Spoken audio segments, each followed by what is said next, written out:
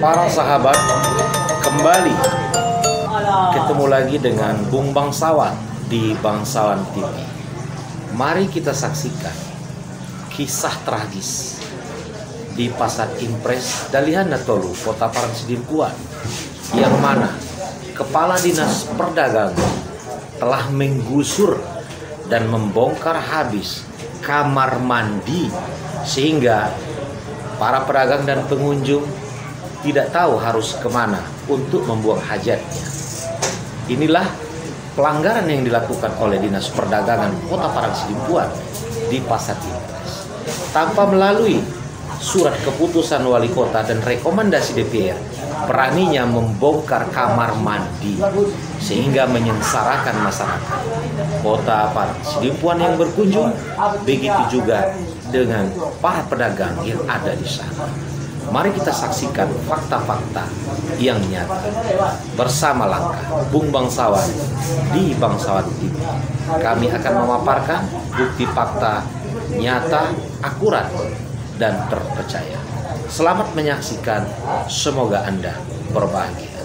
Bangsawan TPS, Bangsawan TV. Oke. Bersama langkah Bung Bangsawan di Bangsawan TV.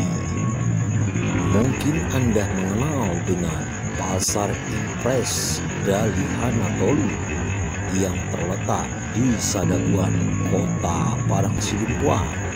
Saat ini kita berada di Jalan Jenderal Sudirman yang dulunya adalah Jalan Merdeka, arah dari Penyambungan menuju Sibolga.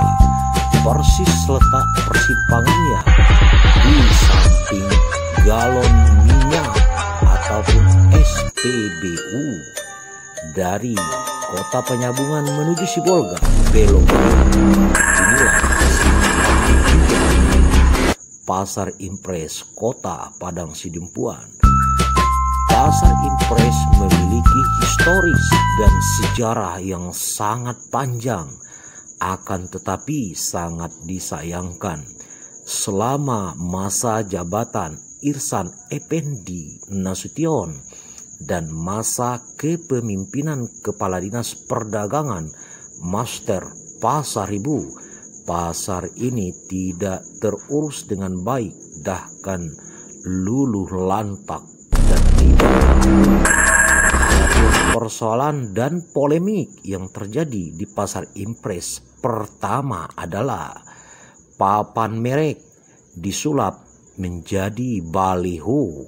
Begitu masuk pintu masuk, papan merek yang bertuliskan Pasar Impres Dalihana Tolu Sadabuan yang terletak di atas atap Pasar Impres. Belok kiri menuju pasar, kiri kanan jalan. Masyarakat telah mengambil dan membuat lapak-lapak. Tentunya perihal ini dibiarkan oleh Kepala Dinas Perdagangan. Ada apa? Tentu ada satu pendapatan dan masukan, karena senang sekali dan senang hati membiarkan peristiwa ini adalah suatu kelalaian dengan sengaja dan pembiaran oleh Kepala Dinas Perdagangan. Yang kedua, pasar ini seharusnya dan selayaknya memiliki kamar mandi ataupun WC, namun sangat disayangkan seluruh masyarakat Pasar Impres dan pengunjung sangat kecewa karena kamar mandi yang terdiri dari ruangan sudah dibongkar habis ataupun dirusak oleh Kepala Dinas, sehingga untuk membuang air kecil dan air besar masyarakat harus berangkat ke masjid milik daripada masyarakat, bukan milik Pasar Impres. Peristiwa ini sangat prihatin dan sangat mengecewakan karena bukan perlakuan daripada seorang kepala dinas, karena perlakuan daripada seseorang yang tidak memiliki etika dan tidak beradab, di mana kamar mandi disulap menjadi menjadi lapak ataupun menjadi kios. Ada apa hal ini terjadi?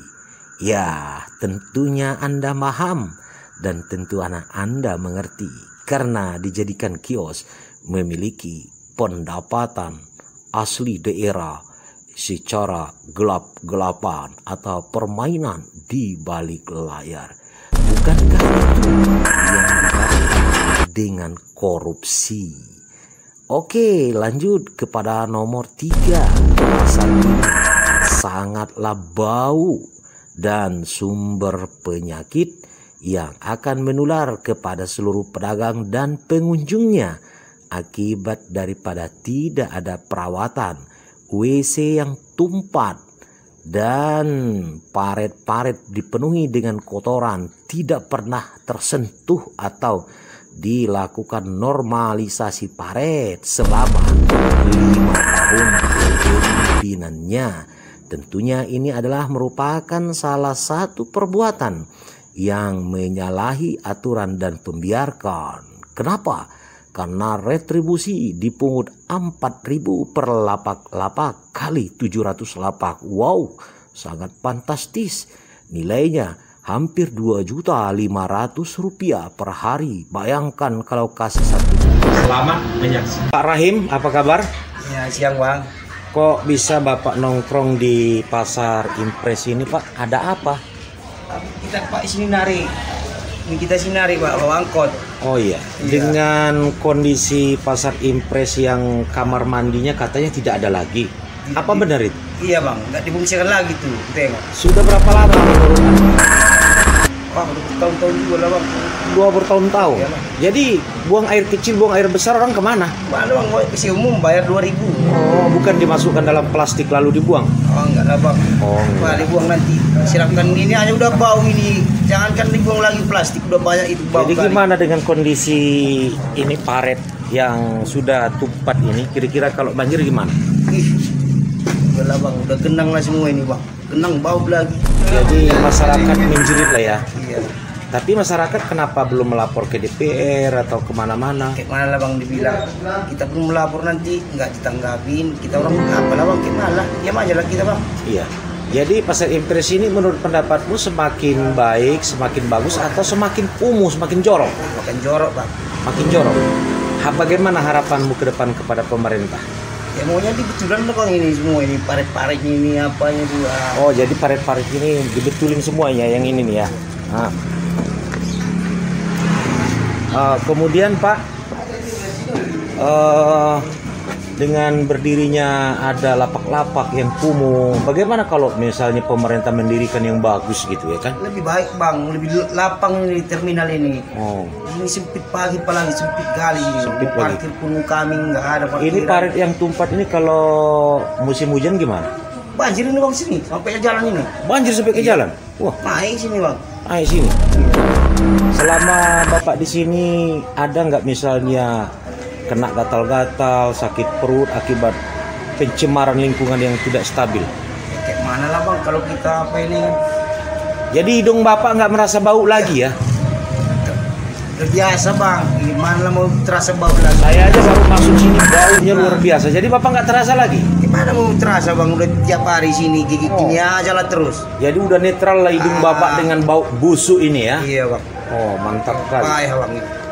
Kayak mana dah, penyakit pun udah banyak. Oke, Bang apa tadi namanya Bapak apa? Pak Ibrahim, terima kasih banyak informasinya. Kita akan sampaikan kepada pemerintah daerah agar lebih memperhatikan karena ini adalah untuk kepentingan umum. Bangsawan TPS. Bangsawan TV. Oke. Oke. Terima kasih. Abang sepanduk itu Bang. Kira-kira berapa itu harganya Bang? Kalau dibikin sendiri? 400.000 paling tinggi. Menurut pendapat Abang juga gitu? Nggak dong deh. Nggak sampai 400.000 Bang ya? Ya kalau mau dibesikan, aku ada besi nih lo gitu. Oh itu kayu itu nampaknya. Nah, bope. Enggak yang kalau palat nih lo. Oh. Inilah komentar abang-abang kita yang selalu berjibaku dengan hasil keringat yang sangat mulia untuk menafkahi keluarganya. berkomentar tentang pembangunan beleho. Tapi pada kenyataannya dirinya menyatakan paling tinggi harganya berapa tahun? 300 atau 400 ribu. Terima kasih atas info yang disampaikan abang-abang kita yang sedang nongkrong menunggu sewa untuk mencari sesuap nasi. YouTube Pasar Impres Kota Parang Sidimpuan, anak-anak kurang sehat akibat bau busuk yang tidak peduli pemerintah Kota Parang Sidimpuan. Bagaimana bang kondisi di sekitar Pasar Impres ini? Enak bang rasa bau busuk itu bang? Jadi gimana bang? Anak-anak bagaimana? Tambah sehat atau tambah kurang sehat? Katanya ada yang sesak napas anak-anak gara-gara bau busuk itu bang. Siapa nama anak kita bang?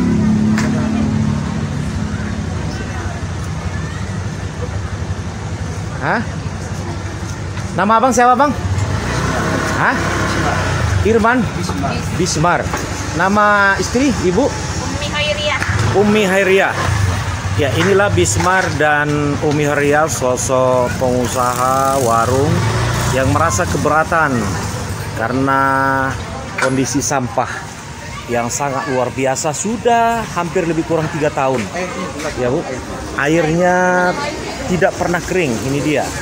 Dan Bismar merasa keberatan, begitu juga masyarakat Kota Parang Sidimpuan. Apa harapan Bapak kira-kira ke depannya Pak? Ya kalau dibersihkan, diperbaiki semua apanya loh. Jadi akibat ini sudah banyak yang korban penyakit bang ya, anak-anak bang ya? Iya. Batuk, abang pun batuk, pilek, flu ya. Mencret sering bang mencret? Sering. Iya. Lalat berserakan ya. Oke Bang Firman, terima kasih Bang Firman. Nanti kita akan sampaikan info ini kepada pemerintah supaya ada perbaikan Pak Firman ya. Terima kasih. Dikali dalam selama 1 tahun hampir 1 miliar. Berapakah PAD sebenarnya yang disetor oleh Perindak? Nyaris sekali katanya tidak sampai 50 juta per tahun. Berarti bersisa hampir 1 miliar. Kemana dan masuk kantong siapa? Ini agar diperlukan, sangat perlu sekali diketahui oleh seluruh masyarakat bahwasanya income pemasukan PAD ini harus kita gali dan harus kita ketahui masuk kantong siapa. Sekarang udah jualan di kaki 5. Udah mulai coba-coba. Ya, apa keluhan ibu yang jualan di kaki ini? Kekurangan kebersihan dari sampah. Oh iya. Hilang kebersihan sampah. Itu aja. Mudah-mudahan update kita apakan para wali kota ya. Ya, selanjutnya. Apakah ibu pernah kena penyakit gatal-gatal atau mencret atau nyaman hidung ibu dengan yang busuk itu? Kurang meyakinkan nyaman di hidung di lingkungan. Kenapa? Kepala Dinas Pasar tidak memperhatikan tentang sampah ini. Sudah berapa tahun? Hampir 2 tahun kemudian. Jadi keinginan ibu, harapan ibu ke depan apa kira-kira? Perkuatlah itu Kebersihannya. untuk kebersihan legendaris pemeriksaan itu. Ini kesehatan. Nama ibu siapa? 908. Tetiria. Tetiria. Tetiria Siregar. Ibu, ini adalah seorang ibu pengusaha. Bagaimana Bu kira-kira dengan kondisi pasar Sadabuan yang sangat kotor itu Bu? Ini kurang kebersihannya. Jadi gimana maunya ibu kira-kira? Minta tolong sama Pemerintahan pemerintah untuk dibersihkan dan dibersihkan. dan sudah nggak tahan lagi menanggung derita ya. Penyakit gatal batu. Oh jadi ibu pernah gatal-gatal batu? Iya iya bulan sembuh. Nggak pernah orang dinas kesehatan dari puskesmas datang kemarin? Nggak pernah datang kemari. Oke Ibu, terima kasih banyak informasinya yang kita sampaikan kepada pemerintahan tentang kondisi pasar Sarabuan yang penuh dengan sampah yang tidak dipedulikan oleh Kepala Dinas Pasar, alias hanya mengkeruk keuntungan dari retribusi namun tidak diperhatikan. Terima kasih. saudara-saudaraku. Selanjutnya, yang keempat, mungkin Anda tahu adanya lapak-lapak baru diciptakan yang bisa menghasilkan uang dan bisa menghasilkan pendapatan yang tidak jelas yang berjumlah miliaran rupiah. Kalaulah pemasukan tersebut berjumlah 1 miliar per tahun kali 5, wow, fantastis, 5 miliar rupiah. Mari kita bersama kita cek di Dinas Pendapatan dan Keuangan berapakah PAD Pasar Impres. Selanjutnya yang kelima, Anda semua bisa melihat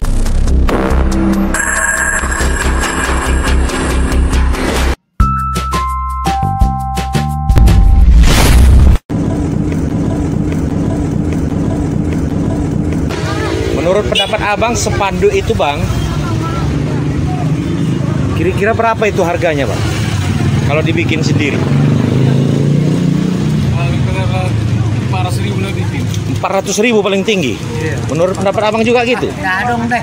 Nggak sampai 400.000 bang ya? Iya kalau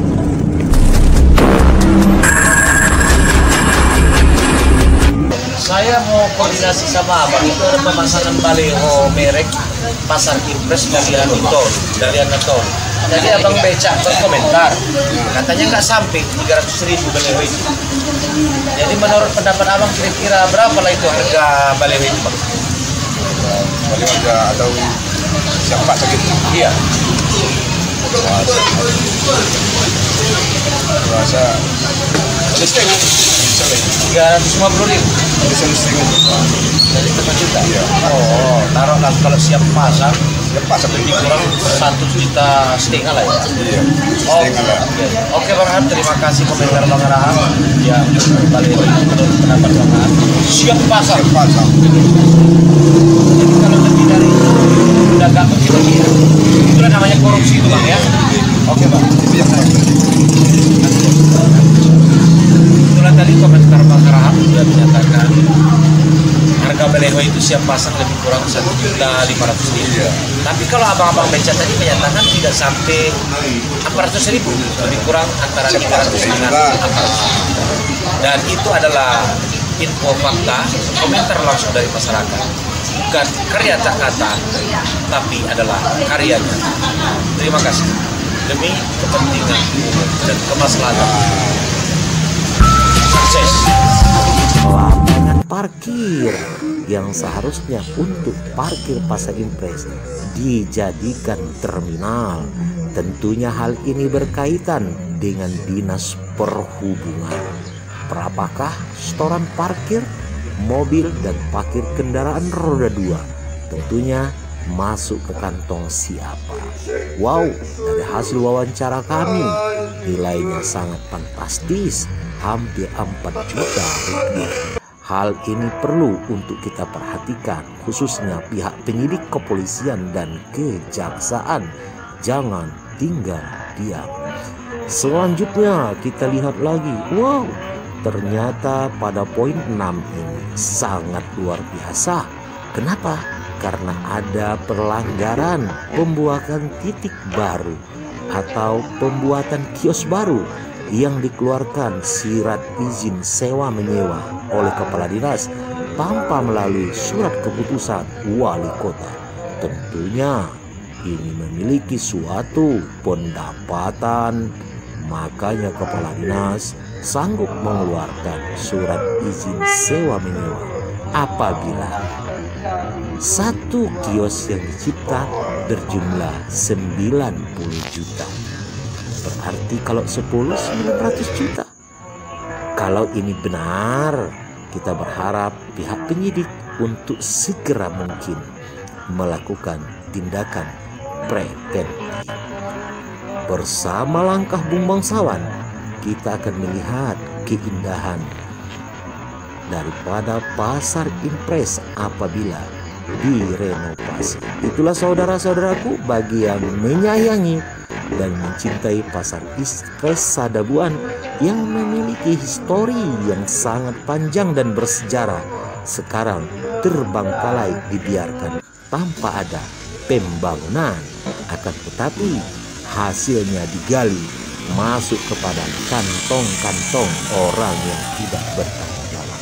Pendapatan dari pasar impres per tahunnya hampir mencapai 2 miliar rupiah. Apabila dikali selama 55 tahun jabatan masuk ke 6 tahun. Wow, 12 miliar. Kemanakah uang ini? Apakah uang ini disimpan di kas daerah atau disimpan kepada kantong sementara? Itulah tadi informasi tentang pasar impres. Kami akan menyediakan dan menyajikan fakta-fakta, bukan retorika. Kami bekerja untuk kepentingan kemaslahatan umat dan kepentingan umum. Silakan telusuri lebih dalam apalagi yang terjadi. Tetaplah bersama Bangsal. Saksikan. Baik, kita akan mengupas suatu masalah yang ilegal, bernormatif, dan konstitusional, yang mana institusi pemerintah melaksanakan suatu pekerjaan memiliki standar operasional yang tercatat atau terdiktum dalam anggaran pendapatan daerah yang disahkan oleh pihak DPR. Salah satu hal kepedulian terhadap pasar yang pasar tersebut terletak di tengah-tengah permukiman masyarakat sudah layaknya untuk diperhatikan, baik kebersihan kamar mandi, begitu juga dengan keindahan atau bangunan seharusnya memiliki suatu petunjuk teknis, bukan asal bongkar atau asal ganti. Semuanya harus melalui proses hukum ataupun minimal adalah surat keputusan wali kota. Perihal kejadian yang ada di Kota Parangtribuan, khususnya pasar impres Kota Parangtribuan, itu sangatlah tragis. Yang pertama, papan merek dijadikan baliho. Yang baliho merek Pasar Dalian Natolu Sadabuan itu hanya berharga 300.000. Berapakah sebenarnya anggaran yang sebenarnya? Saya rasa tidak mungkin 300.000. Perihal tersebut sangatlah naas dan luar biasa ketika memang mengambil keuntungan terlalu besar. Itulah yang dinamakan korupsi.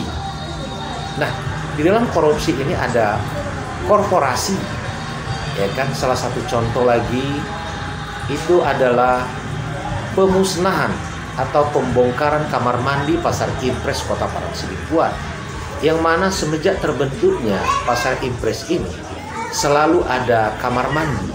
Tapi di era kepemimpinan Irsan Effendi Nasution dengan Kepala Dinas Perdagangan adalah Master Pasar Ibu, justru menutup daripada kamar mandi tersebut menjadikan suatu kios. Ada apa? Mungkinkah hal ini dikarenakan ada pendapatan atau bargaining sistem untuk mendapatkan keuntungan sendiri? Akan tetapi yang jelasnya, pembongkaran kamar mandi tanpa memiliki nomor rekening dan tanpa rekomendasi oleh DPRD dan tanpa ada surat keputusan wali kota, itulah merupakan salah satu tindakan kejahatan yang melanggar hukum. Tidak layak dan tidak seharusnya kamar mandi itu ditutup, karena itu adalah merupakan salah satu persyaratan untuk pasar. Karena pasar adalah fasilitas umum, harus dipersiapkan kamar mandi. Dengan jumlah ratusan pedagang, tentunya membutuhkan kamar mandi untuk membuang air kecil dan air besar. Nah, di Parangtribuan, pasar impres Sadabuan tidak memiliki kamar mandi akibat daripada kesalahan, kerakusan, dan ketidakpahaman Kepala Dinas Perdagangan karena telah membongkar kamar mandi menjadikan kios. Hal ini adalah merupakan satu hal pelanggaran hukum yang mau tidak mau harus diproses demi hukum, karena ini masuk di dalam kategori kejahatan yang sistemnya berkorporasi bersama-sama untuk melakukan tindakan yang melanggar. Selain daripada itu, mengkaji lokasi pelataran yang seharusnya itu adalah pelataran pasar, akan tetapi pada kenyataannya telah dibuat kios-kios berpetak-petak. Nah, kios ini adalah ilegal. Kenapa? Karena tanpa ada keputusan wali kota. Ini kebijakan daripada kepala dinas tanpa memiliki dasar hukum yang jelas. Tindakan ini sangat salah. Dan ini tetap dibiarkan oleh wali kota Parangtribuan. Apakah wali kota kepemimpinan daripada Letnan dari Munti bisa memperbaiki ini? Kita lihat bagaimana eksennya Letnan dari Munti. Apakah tetap membiarkan pasar impres dengan lapak-lapak yang diciptakan dan ada PAD hitam permainan di Lehaya? Bayangkan lapak tersebut hampir mencapai 700 lapak dan selalu dikutip setiap hari Rp4.000. Sangat fantastis nilainya, hampir 2.500.000 per hari, ditambah lagi per bulan kios. Sehingga dari akumulasi secara global pendapatan daripada pasar impres dari retribusi hampir 1 miliar rupiah. Nah, zaman kepemimpinan Andan Amin, pasar ini belum terbentuk seperti itu. Setelah kepemimpinan Ihsan Nasution, malah pasar ini semakin menjadi runyam, apalagi dipimpin oleh Kepala Dinas Perdagangan masker pasar itu. Bahkan lapak tetap bertambah-tambah, bangunan liar semakin membanyak. Bias daripada ini membuat kecemburuan sosial bagi masyarakat dan bisa menjadikan konflik internal yang berkepanjangan, sehingga kecemburuan sosial ini tidak pernah berakhir kalau seandainya tidak ditertibkan. Sebagai pemerintahan yang layaknya untuk pelayan masyarakat, pelayan publik, karena lokasi pasar ini berada di tengah-tengah permukiman masyarakat, tidak layak pasar ini parit yang tumpah sehingga terjadi luapan busuk yang bisa menimbulkan penyakit. Itulah kejadian di Kota Parangtribuan, dan selama 5 tahun tidak ada sentuhan pembangunan di pasar impres. Namun PAD-nya terus diambil, kebersihan tidak dijaga, normalisasi parit tidak ada, kamar mandi ditutup, diciptakan lapak-lapak baru, bahkan kiri kanan jalan sudah banyak terdiri lapak. Itu adalah pembiaran oleh kepala dinas. Bukan mereka tidak paham, bukan mereka tidak tahu. Ini adalah tindakan melanggar hukum. Kenapa? Lalai dan dengan saja membiarkan tindakan kejahatan. Sama saja dengan pelaku atau bersama-sama untuk membongkar misteri. Mari kita pelajari bersama-sama ada apa di balik ini semua. Pertama, bangunan liar, lapak liar, pelataran dijadikan terminal. Dinas Perhubungan tidak peduli sama sekali. Tapi informasi ada setoran ke Dinas Perhubungan, berarti Dinas Perhubungan juga melakukan tindakan kejahatan bersama-sama Kepala Dinas Perhubungan. Ada beberapa item yang telah kita sampaikan. Intinya kita simpulkan, mau atau tidak mau, suka atau tidak suka, Kepala Dinas Perdagangan dan Dinas Perhubungan Kota Parangtribuan wajib dan harus diperiksa oleh pihak penyidik demi kepentingan umum dan demi penegakan supremasi hukum. Nah, ketika pihak penyidik membiarkan, maka pihak penyidik juga sudah ikut berkooperasi. Setelah kami melaporkan dan menyampaikan berita ini, info ini kepada penyidik, kalau penyidik tidak mau melakukan penyidikan, kita akan lapor ke Polda dan kita laporkan ke Kepolisian Republik Indonesia. Begitu juga pihak kejaksaan, kita akan lapor ke Kejati dan kepada pihak Kejagung apabila masalah ini tidak diselesaikan melalui jalur hukum. Saya bersama tim bangsawan telah berkomitmen dan berkonsensus akan menuntaskan kasus ini sampai dengan tuntas. Saksikan info-info fakta yang disampaikan oleh bangsawan bersama langkah Bung Bangsawan. Langkah pasti berbicara fakta nyata dan aktual, bukan rekayasa. Salam sukses, salam santun kami, dan salam santun dari saya, Yan Haris Bangsawan SH.